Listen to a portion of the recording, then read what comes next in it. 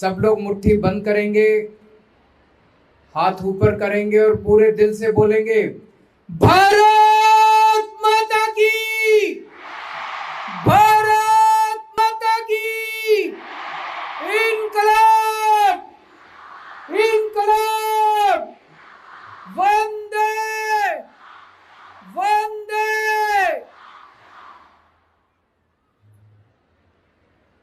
सभी दिल्ली वासियों को, सभी देशवासियों को 74वें गणतंत्र दिवस की बहुत बहुत शुभकामनाएं, बहुत बहुत बधाई आप सब लोगों को। आज हम एक तरफ 74वां गणतंत्र दिवस मना रहे हैं और दूसरी तरफ आजादी के 75 साल मना रहे हैं, 75 साल का अमृत महोत्सव मना रहे हैं। हमारे देश के स्वतंत्रता सेनानियों ने, शहीद आजम भगत सिंह, सुभाष चंद्र बोस, राजगुरु, ढेरों नाम है, इन सब लोगों ने अपनी जान की बाजी लगा के देश को स्वाधीनता दिलाई थी, देश को आजादी दिलाई थी। आजादी दिलाने के लिए उन्होंने कोई कसर नहीं छोड़ी, अपनी जान की बाजी लगा दी। लेकिन आजादी दिलाने के बाद उन्होंने हमारे ऊपर बहुत बड़ी जिम्मेदारी छोड़ी है। इस आजादी को और जनतंत्र को, गणतंत्र को कायम रखने की, संभाल के रखने की और इसको और सुदृढ़ करने की जिम्मेदारी आजादी के बाद की पीढ़ियों के ऊपर छोड़ के वो सब लोग चले गए। और आज गणतंत्र दिवस के 74वां गणतंत्र दिवस मना रहे हैं। उसमें दो बातें बड़ी महत्वपूर्ण हो जाती हैं।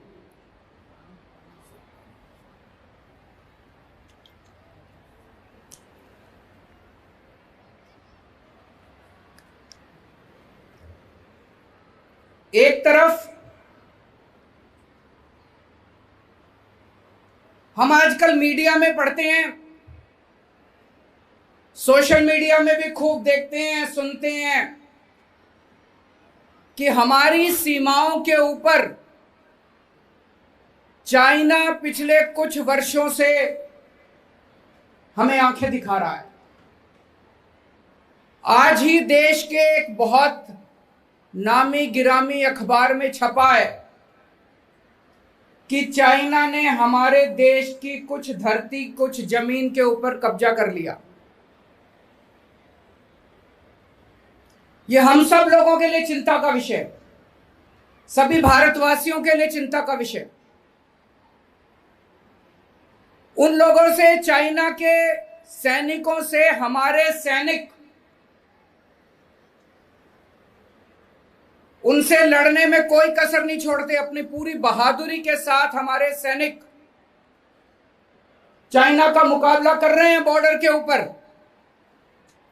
एक तरफ हमारे सैनिक चाइना का मुकाबला कर रहे हैं बॉर्डर के ऊपर, तो दूसरी तरफ पूरे देश को, सारी सरकारों को, हर भारतवासी को हमारा भी फर्ज बनता है कि हम उनकी इस लड़ाई में कंधे से कंधा मिला के साथ दें। हमारा भी फर्ज बनता है कि चाइना को कड़ा संदेश दिया जाए कि भारत यह बर्दाश्त नहीं करेगा। हमारा भी यह फर्ज बनता है कि हम चाइना का बहिष्कार करें और उसको सख्त संदेश दें। लेकिन पिछले कुछ वर्षों में हमने क्या किया? एक तरफ चाइना हमें आंख दिखा रहा है, हमारी जमीन पे कब्जा कर रहा है, और दूसरी तरफ हम चाइना से अपना व्यापार बढ़ाते जा रहे हैं, बढ़ाते जा रहे हैं, बढ़ाते जा रहे हैं। 2020 में हम लोगों ने चाइना से $65 बिलियन का सामान खरीदा। $65 बिलियन का सामान खरीदा 2020 में, और 2021 में हमने $95 बिलियन का सामान खरीदा। 50% बढ़ा दिया। हम तो चाइना को और अमीर बनाते जा रहे हैं, उनसे और सामान खरीद रहे हैं, उनको और पैसा दे रहे हैं। हमारे ही पैसे से वो और हथियार खरीद रहे हैं, और सैनिकों की भर्ती कर रहे हैं, और हमारे ऊपर आक्रमण कर रहे हैं। ये तो सही नहीं है। अगर किसी से झगड़ा हो तो हम उससे और सामान थोड़ी खरीदेंगे, और ज्यादा सामान थोड़ी खरीदेंगे। और क्या खरीद रहे हैं हम चाइना से? चप्पल खरीद रहे हैं, जूते खरीद रहे हैं, गद्दे खरीद रहे हैं, कुशन खरीद रहे हैं, चश्मे खरीद रहे हैं। ये सारी चीजें तो हम भी बना सकते हैं, हमारे देश में ज्यादा अच्छी बन सकती है। जितनी चप्पल हम, जूते, जितने गद्दे उनसे खरीदते हैं, कुशन खरीदते हैं, चश्मे खरीदते हैं, खिलौने खरीदते हैं, मूर्तियां खरीदते हैं, आप ये मान के चलो कि उतना ये सामान हमारे भारत में कम बनता है। अगर अपने भारत के अंदर हम ये सारा सामान क्यों नहीं बना सकते? बिल्कुल बना सकते हैं। हमारे भारत में क्या कमी है? चप्पलें खूब बनती हैं, और बननी चाहिए। गद्दे खूब बनते हैं, कुशन खूब बनते हैं, तकिए खूब बनते हैं, मूर्तियां खूब बनती हैं, खिलौने खूब बनते हैं। ये ऐसा सामान तो है नहीं कि हमने हमारे देश में क्यों नहीं बन सकते, खूब बन सकते हैं। और अगर हमारे देश में यह सारा सामान बनेगा, हमारे बच्चों को रोजगार मिलेगा, सरकार को टैक्स मिलेगा, हमारी अर्थव्यवस्था बढ़ेगी।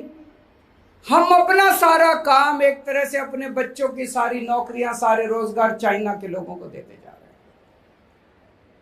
अपने लोगों को अगर हम मौका दें, सारा देश मिलके, सारी सरकारें मिलके, अपने व्यापारियों को, अपने उद्योगपतियों को अगर मौका दें, सारी सुविधाएं दें, तो हम ये सारी चीजें अपने देश के अंदर बना सकते हैं, और अपने हजारों, लाखों, करोड़ों युवाओं को एक तरफ नौकरी मिलेगी, और चाइना को कड़ा संदेश जाएगा कि हमें तुम्हारे सामान की जरूरत नहीं है, ठीक हो जाओ, वरना तुम्हें हम मजा चखा सकते हैं।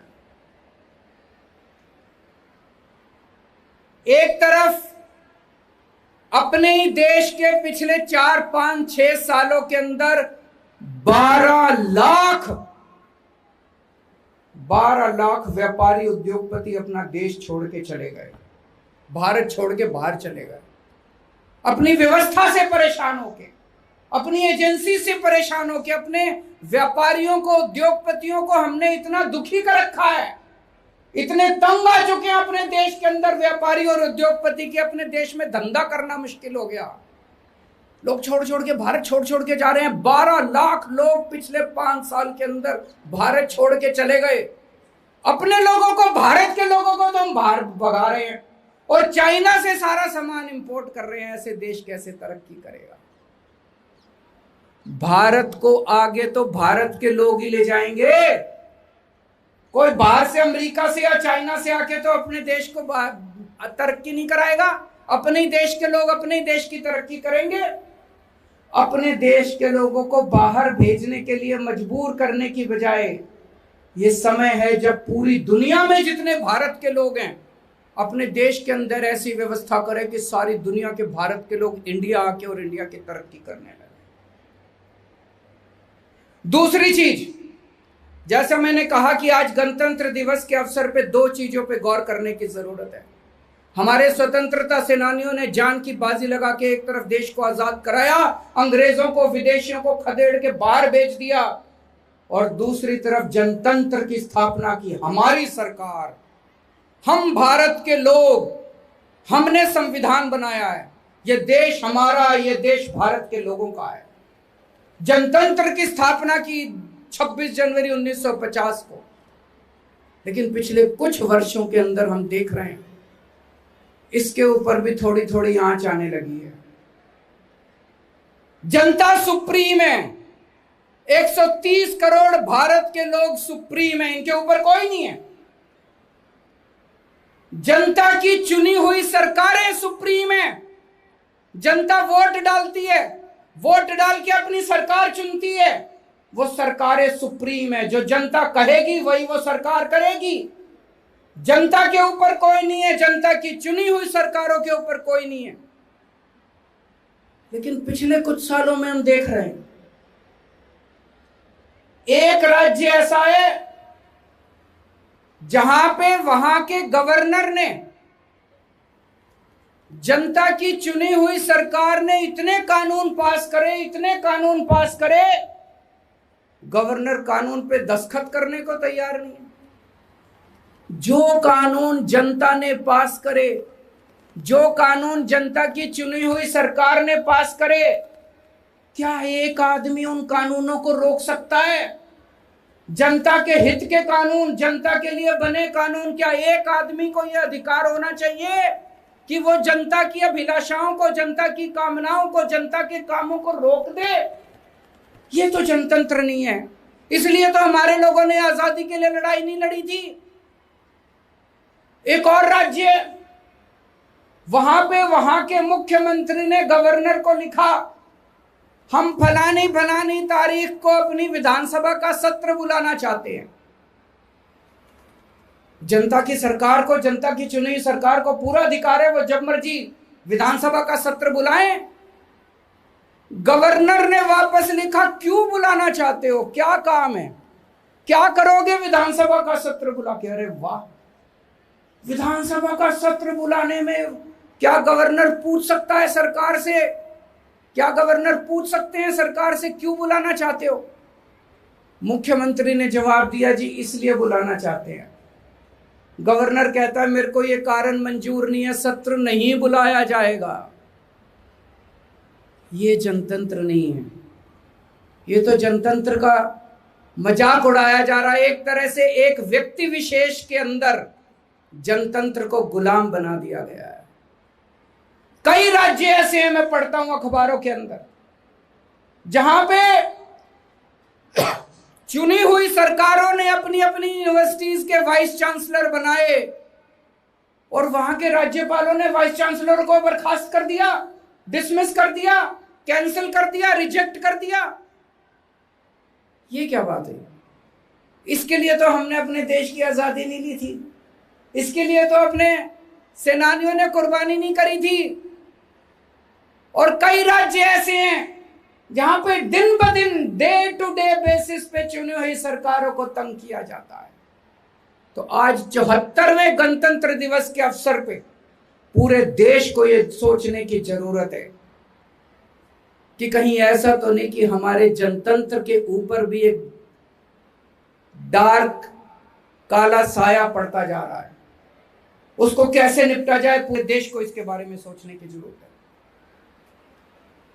दिल्ली के लोगों, दिल्ली वालों, पिछले 7-8 साल के अंदर दिल्ली में आप लोगों ने जितने काम करे, इतने विकास के काम करे, इतने काम करे, आज केंद्र सरकार की रिपोर्ट ये कहती है कि पूरे देश में सबसे कम महंगाई दिल्ली के अंदर है। महंगाई तो है, पूरे देश में है, चीजें महंगी होती जा रही हैं, पूरे देश में महंगी होती जा रही हैं, लेकिन पूरे देश में सबसे कम महंगाई दिल्ली के अंदर है। दिल्ली में महंगाई की दर है 3%, गुजरात में महंगाई की दर है 7%,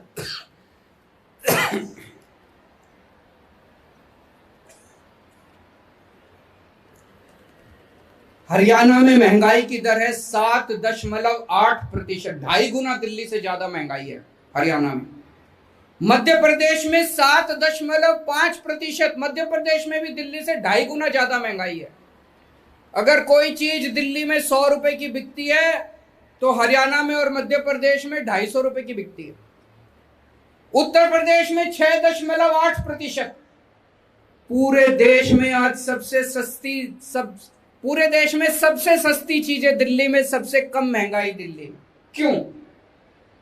आज दिल्ली में बिजली मुफ्त है, आज दिल्ली में पानी मुफ्त है, आज दिल्ली में शानदार सरकारी स्कूल हैं और सरकारी स्कूलों में सारी शिक्षा मुफ्त है। आज दिल्ली में सारी सरकार स्वास्थ्य सेवाएं मुफ्त है। आपको कितनी भी बड़ी बीमारी हो जाए, सरकारी अस्पताल में चले जाओ, सारा इलाज, सारे टेस्ट, सारी दवाइयां, सारे ऑपरेशन, सब कुछ मुफ्त है। महिलाओं के लिए बसों का सफर मुफ्त है, तीर्थ यात्रा मुफ्त है, बुजुर्गों को तीर्थ यात्रा करा के लाते हैं, तीर्थ यात्रा मुफ्त है, राशन मुफ्त है। तो खाने की, बिजली, पानी, शिक्षा, स्वास्थ्य, बसों का सफर और तीर्थ यात्रा, ये सारी चीजें दिल्ली में मुफ्त हैं, जिसकी वजह से आज सबसे कम महंगाई दिल्ली के अंदर है। दोस्तों, मेरी केंद्र सरकार से एक अपील है, और इसको ये माना जाए कि शायद पूरे देश के लोगों की अपील है। पिछले एक साल के अंदर कई सारी खाने पीने की चीजें, जैसे दही, दूध और भी बहुत सारी खाने पीने की चीजें, गेहूं, इन चीजों के ऊपर जीएसटी लगा दिया गया। इनके ऊपर जीएसटी लगाने से ये सारी खाने पीने की चीजें बहुत महंगी हो गई। एक आम आदमी के लिए आज अपना घर का खर्चा चलाना मुश्किल होता जा रहा है। पहले इन चीजों के ऊपर जीएसटी नहीं होता था, अब जीएसटी लगने की वजह से ये सारी चीजें महंगी हो गई हैं। मुझे पूरी उम्मीद है कि केंद्र सरकार इन सब चीजों से जीएसटी हटा के और देश के लोगों को बहुत बड़ी राहत देगी, महंगाई से राहत देगी। जीएसटी के सिलसिले में मेरी कई व्यापारियों से भी बात होती है। आज जीएसटी जिस तरह से लागू किया जा रहा है, इसमें ढेरों कमियां हैं। हमारे देश का व्यापारी टैक्स देना चाहता है, 99% से ज्यादा व्यापारी टैक्स देना चाहते हैं, ईमानदारी से काम करना चाहते हैं, ईमानदारी से टैक्स देना चाहते हैं। लेकिन इतनी कठिन, इतनी जटिल व्यवस्था हम लोगों ने बना दी कि कई बार न चाहते हुए भी व्यापारी को थोड़ा सा उल्टा सीधा करना पड़ता है। हमें ईमानदार व्यापारियों की मदद करनी चाहिए। पूरे जीएसटी के सिस्टम को सिंप्लीफाई करने की जरूरत है, सिंपल बनाने की जरूरत है, ताकि व्यापारी आसानी से जीएसटी दे सकें और जीएसटी प्रणाली को लागू कर सकें। अभी 3-4 दिन पहले मैं तेलंगाना गया था। तेलंगाना के मुख्यमंत्री ने बुलाया था, वहां पे 4 मुख्यमंत्री आए थे। तेलंगाना सरकार ने एक बहुत शानदार कार्यक्रम शुरू किया है। तेलंगाना में 4 करोड़ की जनसंख्या है। उन्होंने 4 करोड़ लोगों की आंखों का टेस्ट करवा रहे हैं। वो सारे, हर आदमी, बच्चा, बूढ़ा आदमी, औरत, जवान, गरीब, अमीर, सबकी आंखों का फ्री में टेस्ट करा रहे हैं। बहुत अच्छी बात है। जिन जिन की आंखों में कुछ गड़बड़ निकलेगी और लगेगा चश्मे की जरूरत है, सरकार उनको फ्री में चश्मा देगी। बहुत अच्छी बात है। और अगर जरूरत पड़ेगी, जिन जिन लोगों को जरूरत पड़ेगी, उनको सरकार फ्री में उनका ऑपरेशन करवाएगी। तो एक तरह से पूरे तेलंगाना में 4 करोड़ लोगों की आंखों का ख्याल सरकार फ्री में रखने जा रही है। मुझे बहुत अच्छा लगा देख के, और मैंने वहीं ऐलान किया मैं दिल्ली में भी इसको लागू करूंगा। दिल्ली के अपने 2-2.5 करोड़ लोगों की सबकी आंखों का फ्री में हम टेस्टिंग कराएंगे, फ्री में चश्मे देंगे, फ्री में उनका ऑपरेशन कराएंगे। मुझे लगता है हमें सब लोगों को एक दूसरे से सीखने की जरूरत है। आज तेलंगाना ने यह काम करा, हम सीख के आए, हम दिल्ली में करेंगे। पंजाब के मुख्यमंत्री भगवंत मान साहब ने भी वहीं पे ऐलान करा कि पंजाब में भी करेंगे। दिल्ली में हमने मोहल्ला क्लिनिक बनाए। तेलंगाना के मुख्यमंत्री साहब यहां पे मोहल्ला क्लिनिक देखने आए, उन्होंने वहां जाके उसको चालू किया। दिल्ली में हमने स्कूल अच्छे कर दिए। तमिलनाडु के मुख्यमंत्री स्टैलिन साहब दिल्ली आए, उन्होंने दिल्ली के सरकारी स्कूल देखे, उनको बड़ा अच्छा लगा, उन्होंने जाके अपने सरकारी स्कूल अच्छे करने चालू कर दिए। मेरे को याद है बचपन से 10वीं क्लास से सुनते थे, 10वीं क्लास से जब बच्चे होते थे तब से सुना करते थे, केरला में स्कूल बड़े अच्छे हैं, केरला में हेल्थ सिस्टम बड़ा अच्छा है। मेरे को ये नहीं समझ आया यार, इतने सालों से केरला में हेल्थ और स्कूल अच्छा है, तो उनसे सीख के बाकी देश में हम लोगों ने क्यों नहीं कर लिया अभी तक? हम एक दूसरे से क्यों नहीं सीखते? मैं जैसे जैसे जितना जितना देश में घूम रहा हूं, मेरे को लग रहा है ऐसी कोई समस्या नहीं है जिसका समाधान हमारे देश के किसी ना किसी राज्य ने, किसी ना किसी गांव ने ना निकाल रखा हो। हर समस्या का समाधान निकाल रखा हम लोगों ने। किसी समस्या का समाधान तमिलनाडु ने निकाल रखा है, किसी का मध्य प्रदेश ने निकाल रखा है, किसी का वेस्ट बंगाल ने निकाल रखा है, किसी का असम ने निकाल रखा है। लेकिन हम आपस में सीख ही नहीं रहे। आपस में सीखेंगे, सारे देश की सारी समस्याओं का समाधान निकल सकता है। पर हम आपस में सीख नहीं रहे, हम आपस में लड़ रहे हैं। इतना लड़ते हैं हम आपस में, इतना लड़ते हैं। क्या जरूरत है लड़ने की?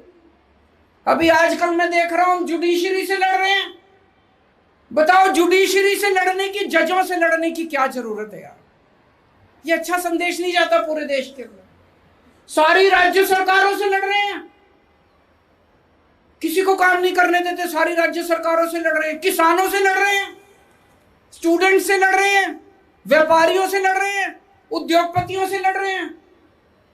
मुझे लगता है अगर हम ये लड़ाई झगड़ा छोड़ के प्यार और मोहब्बत के साथ सारे एक दूसरे से सीखें और पूरा देश 130 करोड़ लोगों का देश एक होके काम करे, तो हमारे देश को दुनिया का नंबर 1 देश बनाने से कोई माई का लाल नहीं रोक सकता। पिछले 7 सालों में आप लोगों ने, दिल्ली के 2.5 करोड़ लोगों ने कमाल करके दिखाया है। और मैं अब आप लोगों को कई सारी खुशखबरियां देना चाहता हूं। ये जो मैं कहने जा रहा हूं, ये मैं नहीं कह रहा, केंद्र सरकार ने बहुत सारे सर्वे कराए हैं, कई सारी स्वतंत्र एजेंसीज ने बहुत सारे सर्वे कराए हैं, और उनकी फाइंडिंग है, पहला, दिल्ली देश का स्टार्टअप कैपिटल बन चुका है। सबसे ज्यादा स्टार्टअप अब पूरे देश में दिल्ली में शुरू हो रहे हैं। पिछले साल 5000 से ज्यादा स्टार्टअप्स दिल्ली के अंदर हुए। पहले बेंगलोर देश का नंबर 1 स्टार्टअप कैपिटल था, अब बेंगलोर हमसे पीछे चला गया। पिछले साल दिल्ली में 5000 से ज्यादा स्टार्टअप शुरू हुए, बेंगलोर में 4514 स्टार्टअप शुरू हुए। दिल्ली देश की ईवी कैपिटल बन चुका है। इलेक्ट्रिक व्हीकल्स, सबसे ज्यादा इलेक्ट्रिक व्हीकल्स पूरे देश में आज दिल्ली में बिक रहे हैं। पहले कर्नाटका ईवी कैपिटल था, अब कर्नाटका नंबर 2 आ चुका है, दिल्ली नंबर 1 बन चुका है। जितने भी व्हीकल्स खरीदे जाते हैं दिल्ली में 10%, 10.2% दिल्ली में जो नए व्हीकल्स खरीदे जाते हैं वो इलेक्ट्रिक व्हीकल्स खरीदे जाते हैं, और कर्नाटका में 6.3% व्हीकल्स इलेक्ट्रिक व्हीकल्स खरीदे जाते हैं। दिल्ली देश का ग्रीन कैपिटल, मेगा सिटीज के अंदर ग्रीन कैपिटल बन चुका है। जो बड़े बड़े शहर हैं, दिल्ली में आज प्रति व्यक्ति per capita 9.6 square metre area में पेड़ या वन हैं। प्रति व्यक्ति 9.6 स्क्वायर मीटर एरिया में पेड़ हैं या वन हैं दिल्ली के अंदर। हैदराबाद में 8.2 हैं, बेंगलोर में 7.2 हैं, मुंबई में 5.4 हैं, चेन्नई में 2.1 हैं, अहमदाबाद में 1.2 हैं। पूरे देश में बड़े शहरों में सबसे ज्यादा पेड़ और सबसे ज्यादा वन दिल्ली के अंदर सबसे ज्यादा डेंसिटी है। दिल्ली देश की एजुकेशन कैपिटल बन चुका है। कुछ स्वतंत्र संस्थाओं ने सर्वे करवाया था देश के सारे सरकारी स्कूलों का। पूरे देश में जो टॉप के 10 सरकारी स्कूल हैं, पूरे देश में टॉप के 10 सरकारी स्कूलों में 5 सरकारी स्कूल दिल्ली के हैं। टॉप के 10 में 5 सरकारी स्कूल दिल्ली के हैं। बहुत बड़ी बात है, देशवासियों के लिए बहुत गर्व की बात है। आज आपकी सरकार अपने पूरे बजट का 25% हर साल, पिछले 8 साल से हर साल 25% शिक्षा पे खर्च करती है। पूरे देश में शिक्षा पे खर्च होने वाला ये सबसे ज्यादा बजट है। कोई राज्य सरकार, केंद्र सरकार इतना बजट शिक्षा पे खर्च नहीं करती है। पिछले 7 सालों के अंदर दिल्ली के सरकारी स्कूलों में एडमिशन लेने वाले बच्चों की संख्या बहुत ज्यादा बढ़ गई। 21% बढ़ोतरी हुई है गवर्नमेंट एनरोलमेंट में, गवर्नमेंट स्कूलों के। हमारी सरकार बनने के पहले 14.5 लाख बच्चे पढ़ते थे सरकारी स्कूलों में, आज 18 लाख बच्चे सरकारी स्कूलों में पढ़ते हैं। बहुत सारे लोगों को जानता हूं जो अपने बच्चों का नाम प्राइवेट स्कूलों से कटा कटा के सरकारी स्कूलों में भर्ती करा रहे हैं। चमत्कार है, अद्भुत चमत्कार है। पहले दिल्ली के सरकारी स्कूलों के नतीजे जो आते थे 80-82% बच्चे ही पास होते थे। पिछले साल 99.7% बच्चे पास हुए हैं। 99.7% बच्चे। प्राइवेट स्कूलों से 6% ज्यादा बेहतर नतीजे आए हैं दिल्ली के सरकारी स्कूलों में। हमारी दिल्ली देश का हेल्थ कैपिटल बन चुकी है। सबसे ज्यादा डॉक्टर आज दिल्ली के अंदर हैं।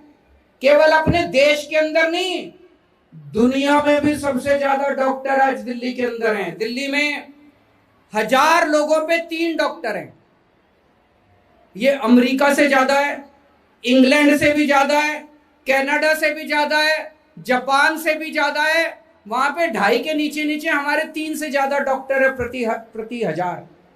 हमने बड़े बड़े देशों को, दिल्ली के लोगों ने बड़े बड़े देशों को भी पीछे छोड़ दिया। आज पूरी दुनिया में सबसे ज्यादा सीसीटीवी कैमरे दिल्ली के अंदर लगे हैं, सबसे ज्यादा। पिछले कुछ सालों में आपकी सरकार ने 2.5 लाख सीसीटीवी कैमरे लगवाए थे। आज दिल्ली में प्रति स्क्वायर माइल 1826 सीसीटीवी कैमरे हैं।